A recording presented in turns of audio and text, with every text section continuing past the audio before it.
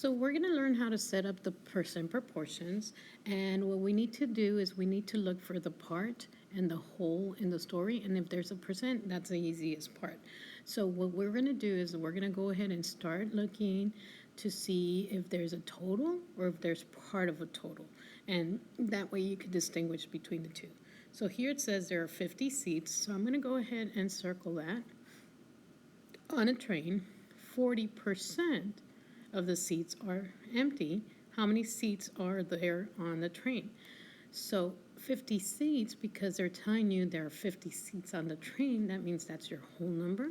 So then I'm going to go ahead and put 50 as my denominator, and I'm looking for how many seats are empty. So I'm going to put X here. And then I'm going to go ahead and, since that says 40%, that's going to be over 100.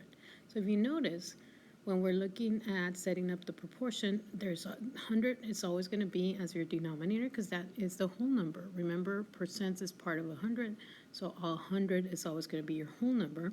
So whenever you have a percent, that tells you where it belongs. So this has percent, so it belongs here. So we're going to go ahead and start writing percent proportions, and then I'll show you later how to solve it. So go ahead and go to your assignment and write this down. Now you're going to have to write it as x slash 50 is equal to 40 slash 100. So make sure you're writing it down this way in your assignment.